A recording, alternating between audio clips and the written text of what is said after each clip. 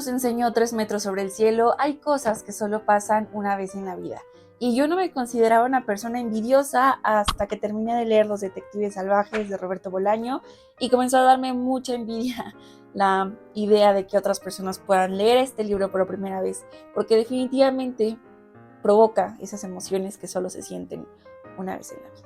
Emociones que además se convierten en obsesión cuando dentro de tu corazón lector late un corazón escritor. En mi caso debo confesar que laten ambos y lo primero que me pregunté es cómo estudié literatura y nunca leí Los Detectives y después me llegó estas ganas inconmensurables de querer saber todo sobre este tipo que me embelezaba en las noches, en cómo el libro se convirtió en este compañero que prefieres continuar leyendo a dormir y no te importa nada, de querer saber ya el final y al mismo tiempo de querer hacerlo infinito para nunca terminar. Yo sé que entre lectores nos entendemos y pocos libros te provocan esto. En fin, como esta es la primera gran obra que leo del autor, me nació el deseo, insisto, de saber todo sobre él. Fue así como decidí emprender la ruta Bolaño por la Ciudad de México, es decir, un paseo por los principales puntos en los que se inspiró para crear su novela y a la que hoy te invito a acompañarme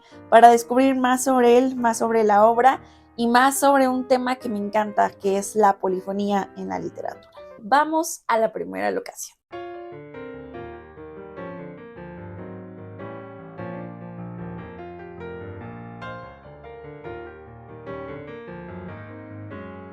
De todas las visitas que he hecho a la Ciudad de México, ninguna me había sabido tan rica como esta. Ahí está el Café La Habana, probablemente la primera locación que aparece en la novela, ficcionada como la cafetería Quito. Así que en esta primera locación vamos a hablar de qué va la historia. Para mí era muy importante visitar la cafetería La Habana, más que por la novela, por el autor. Y es que al interior de ella hay una placa conmemorativa que narra los acontecimientos que han ocurrido, así como los personajes que la han visitado, y ahí está con letras de oro el nombre de Roberto Bolaño. Me parece increíblemente emocionante el saber que en una de esas sillas, en una de esas mesas, mientras tomaba su café, se inspiraba para escribir Los Detectives. Aquí quiero hacer un paréntesis antes de continuar. Roberto Bolaño nació en Santiago de Chile, pero siendo apenas un niño llegó a vivir llegó a vivir al DF, hoy Ciudad de México, en donde se convirtió en un lector voraz. Llegó un punto en el que le dijeron a su madre que tenía que prohibirle los libros porque se iba a atrofiar los ojos. Sin embargo, Roberto decidió, siendo muy joven, que no iba a estudiar más allá de la educación básica porque todo lo que necesitaba saber lo encontraba en estos objetos de papel. Esa educación sentimental se convirtió más adelante en el deseo profundo de escribir. Inició con los poemas, como muchos autores latinoamericanos, de ahí pasó al ensayo y lo cierto es que su obra grande, las novelas más importantes o a las que se les atribuye como mayor éxito, las escribió en los últimos años de su vida. Los Detectives, en particular, la comenzó a escribir en la Ciudad de México, pero tuvo que mudarse cuando estaba por terminarla a España, donde estaba su madre, y allá es donde la termina. Entonces, muy interesante saber cómo es un autor chileno que empieza a escribir sobre México, pero que termina la obra en otro continente. Esto que menciono es importante porque la novela transcurre por diferentes escenarios alrededor del mundo.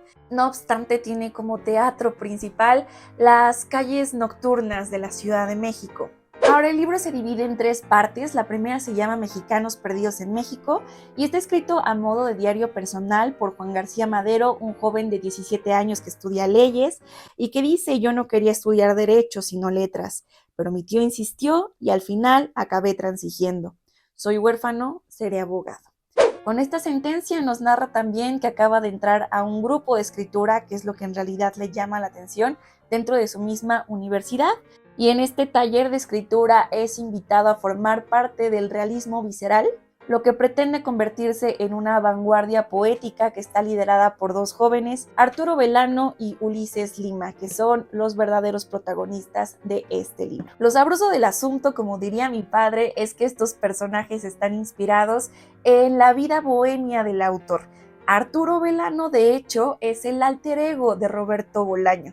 Incluso ahí está el juego fonético muy interesante, mientras que Ulises Lima está inspirado en el mejor amigo de Bolaño, que es el poeta Mario Santiago, con quien creó en 1976, 75-76 el movimiento infrarrealista, que era una vanguardia que justo, pues como toda vanguardia, ¿verdad?, quería romper las estructuras de lo que se escribía en cuanto a la poesía mexicana y latinoamericana en general. Estaban muy particularmente enfocados en derrocar la idea de la academia literaria, que era muy exquisita y que era muy tajante y que hasta cierto punto pues coartaba la libertad de expresión o coartaba la libertad creativa que tenían los autores del momento, y que esa academia literaria pues estaba liderada por Octavio Paz y todo lo que ya sabemos al respecto que ocurrió política y socialmente.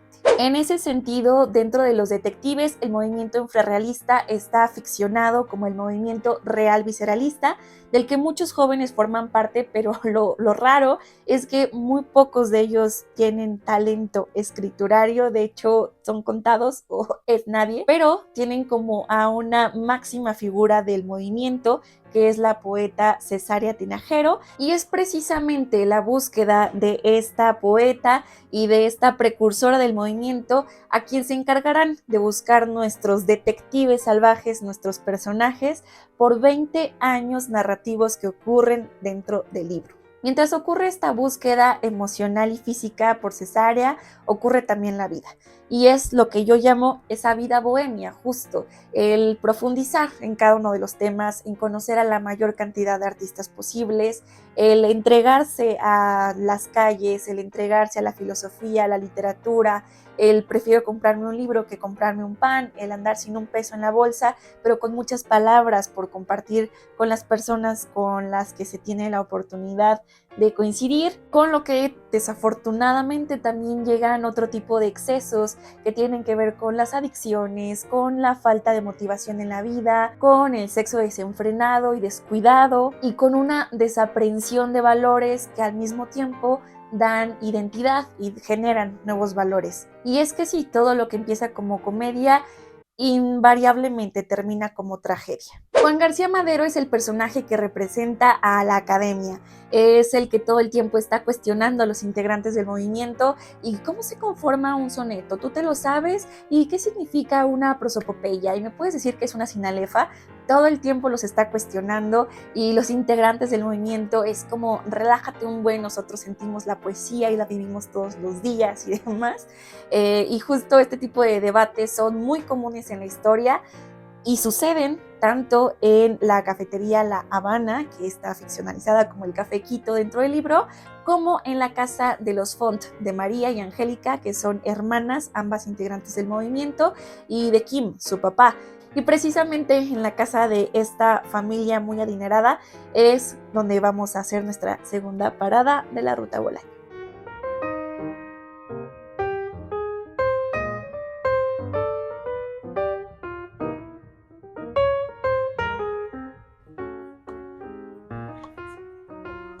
El mundo cambia y nosotros cambiamos con él. Y para prueba de metamorfosis social, la Casa de los Font, que hoy está convertido en el Museo del Objeto aquí en la Colonia Roma.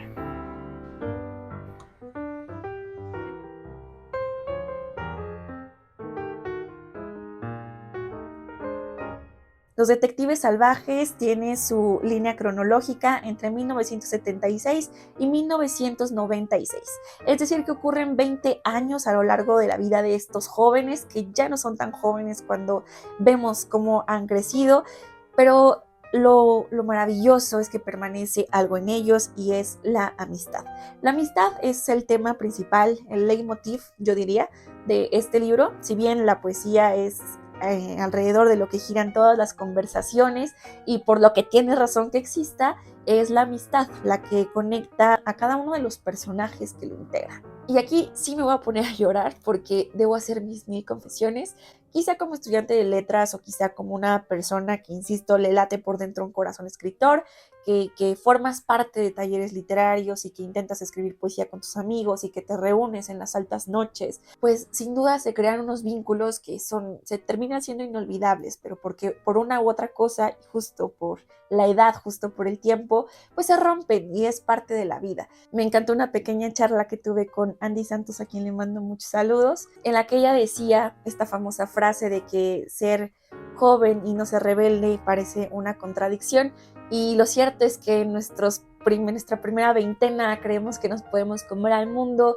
y que podemos hacer y deshacer y que no importa más nada que nuestras aspiraciones y nuestros sueños y aquello que nos apasiona enormemente, pero crecemos un poquito más y en la segunda veintena nos damos cuenta de que pues de poesía no siempre se vive y que algunos debemos abandonar nuestros sueños porque no todos se pueden quedar como en la misma sintonía.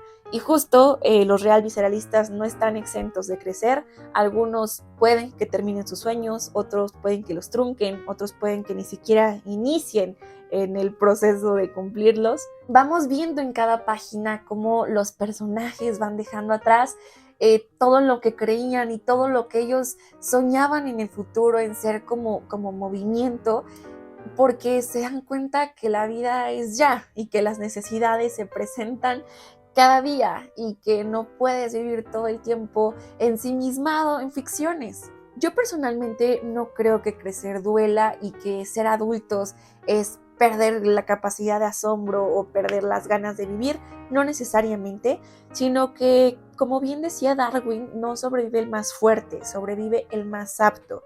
Y cuando te adaptas a las necesidades que se presentan en tus nuevos años de vida, cuando te adaptas a un mundo cambiante, cuando adaptas tu cuerpo, tu energía, tu persona, tu mentalidad, tus palabras, cuando adecuas todo lo que eres, esa es tu única forma de sobrevivir. Y justo bajo esta misma idea de la ley de la supervivencia de Darwin, pues está interesante darnos cuenta cómo la casa de los Font, donde se reunían los poetas, hoy está convertido en el Museo del Objeto, que por cierto no recomiendo. Está pues muy hermosa la fachada y todo lo que quieras, pero no recomiendo pagar 70 pesos por ver pues literalmente objetos, que en este caso lo que me tocó ver fue una exposición de propaganda política y pues no sé, realmente no creo que lo valga.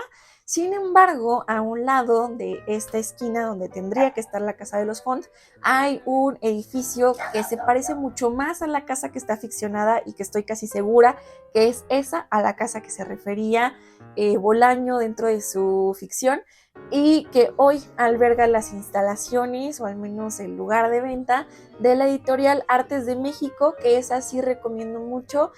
Sus libros tienen una edición muy cuidada, muy linda. No es una editorial literaria necesariamente, sino es como más cultural. Tiene como temas muy específicos, también edita poesía. Entonces, pues saludos amigos de Artes de México, me encantó conocerlos. Perdón por el disclaimer, volvemos a la historia. Justo hablando de la ley de la supervivencia de Darwin, creo que los real visceralistas son muy similares a la generación perdida de Ernest Hemingway, que podemos leer en París era una fiesta, donde justo las calles parisinas se convierten en el escenario de inspiración, pero también de pasión de Hemingway, de Picasso, Scott Fitzgerald y hasta cineastas como Luis Buñuel. Pero también se parece mucho a Rayuela, del Club de la Serpiente. También se ubica tanto en París como en Buenos Aires y viven en pequeños apartamentos en los que solo un whisky se asoma, un whisky y unos tantos decenas de libros, pero que al final en los 3 libros, en las 3 historias, en las 3 generaciones, hay una ausencia de identidad. Hay esta efervescencia juvenil de vivirlo todo, de sentirlo todo, que no se crea una identidad que pueda sobrevivir más allá de 700 páginas. Y justo creo que esto es lo que me enamoró tanto de los detectives salvajes. Tengo 28 años, estoy a punto de cumplir 30 y me pregunto qué vendrá para esa Mónica adulta y cómo dejaré a esa Mónica juvenil que perdió a los contactos de la poesía y que perdió los textos que tenía la ilusión de publicar en alguna vez, cómo estos van a evolucionar para ser parte de la vida del futuro y al mismo tiempo quién soy en el presente. Creo que el hacerme todas estas preguntas a partir de los personajes del libro es lo que me quedó en el fondo de mi corazón. Lo leí en el momento preciso y estoy segura de que esto que yo sentí lo ha sentido toda mi generación, lo sintió la anterior y lo será la siguiente, porque cada generación a su vez, con los recursos que tiene, con el espacio que ocupa y con lo que se le ha dado en todos los sentidos, crea su propia vanguardia, crea su propia rebeldía y desfigura las reglas y las leyes a su propio modo. Y este viaje literario por el amor, la muerte, el deseo de libertad, el humor y la literatura, pues literalmente me llevó a un viaje que culmina en este último punto.